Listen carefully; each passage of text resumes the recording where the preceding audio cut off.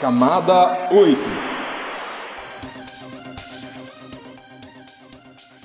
Puxando esse gancho que o Eduardo falou do ISIS e do SPF, e o SPF ele acaba sendo bastante utilizado aqui no Brasil, né? Quando a gente dá os cursos do BCOP, a gente até faz meio essa enquete, né? Quem usa ISIS? A gente vê que tem 1, 2, o SPF, aí praticamente todo mundo. Você pode falar um pouquinho de como que o SPF ele funciona e como que ele escala? Se ele escala bem, se tem alguma limitação? Positivo. Bom, é importante dizer que existem protocolos EGP e IGP, né? O BGP ele entra como protocolo EGP, e esse que a gente está falando agora, como ISIS... EGP é de externo, né? De externo, né? Isso, EGP é externo. IGP de interno. Interno, exatamente. Então, quando a gente fala de OSPF, ISIS e RIP, são protocolos internos de roteamento. É importante dizer que são protocolos que você não vai fechar com a sua operadora ou com o seu cliente. Já o BGP, você vai utilizar para essa finalidade. Como que o OSPF funciona? Como é uma finalidade interna, ele é focado em uma finalidade bem específica. Ele constitui um banco de dados dele chamado LSDB, que é o Link State Database, tá?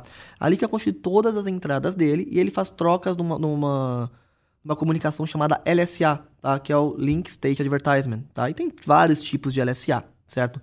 Ou seja, o SPF ele não troca rotas. Por exemplo, o RIP ele faz isso. Ou o SPF ele não troca rota, ele troca LSA. E esses LSA, sim, são que constituem o tipo de comunicação dele, que seria um network type, por exemplo, né? Se é uma comunicação ponto a ponto, se ele é ponto multiponto, que seria um caso de um broadcast, por exemplo, certo?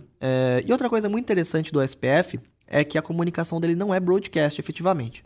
Mesmo num cenário que você está fazendo uma comunicação ponto multiponto, ele utiliza um tipo de comunicação que é o multicast, tá?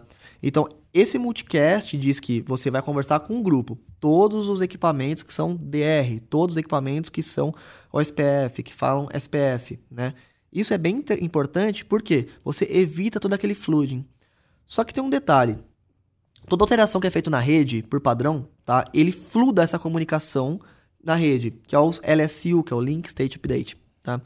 E você vai querer evitar isso ao máximo. É por isso que a gente fala, não use o SPF com coisas que não deveria. Sempre deixe o SPF o mais enxuto possível, porque você não quer que mude qualquer coisinha que mudar da rede, ele explode.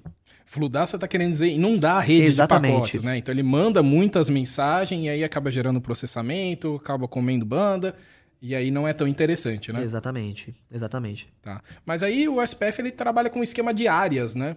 E aí você pode diminuir o escopo de mensagens que são trocadas, né? E aí é interessante de utilizar, certo? Para a gente poder ter uma escalabilidade maior da nossa rede, ampliar e não fludar de tantas mensagens. Sim e não. Aí tá aí uma coisa que o ISIS ele é superior ao SPF, que é a questão de flexibilidade de divisão de áreas, né? O SPF, sim, ele tem a possibilidade de áreas, tá? Mas vou te falar que isso é utilizado, mas não é tão legal quanto parece, tá? Ele é mais difícil de escalar dessa forma. E hoje, com outras tecnologias, você consegue escalar de uma forma melhor, né? Na verdade, a ideia de áreas foi criada lá atrás, quando o SPF surgiu. E lá nós tínhamos equipamentos que não tinham chips especializados para nada, né? Então, qualquer inundação que você tinha, o hardware sofria, certo? Isso é totalmente diferente hoje em dia, certo? Então, você consegue trabalhar ele de uma forma muito mais tranquila do que era antigamente. Então, assim, as áreas, pouco a pouco, estão caindo em desuso. Tá? E aí o pessoal fica tudo na área 0, que é a área backbone, que é a área central. Exatamente. Tá? Basicamente, a diferença das áreas é você dizer qual tipo de LSA vai comunicar uma para outra. Então, você contém essas inundações, entendeu? E qual que é a vantagem do ISIS comparado ao SPF que você estava comentando nessa questão? Então, o SPF em si, toda a comunicação que você vai fazer de uma área para outra, você tem que passar na área backbone. Isso foi o jeito que ele foi desenhado, certo? Funciona bem, mas ele acaba gerando dificuldade para escalar em alguns casos, certo? O ISIS ele é dividido em 2 levels. O level seria como se fosse a área, tá? Então tem o level 1 e o level 2 e o level 1.2, que serve para você fazer o meio de campo ali, né? Nesse caso, o ISIS ele é mais tranquilo para poder ser utilizado. Mas mesmo assim, eu ainda não consigo ver o ISIS sendo tão importante como a gente vê o pessoal falando, tá? Porque existem outros meios de você fazer isso ainda.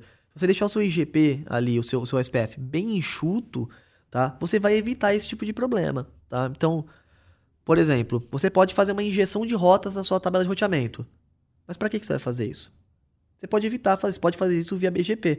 Ou seja, deixa o protocolo de roteamento interno, o IGP, focado para o que ele tem que fazer. Backbone. O resto, faz via BGP.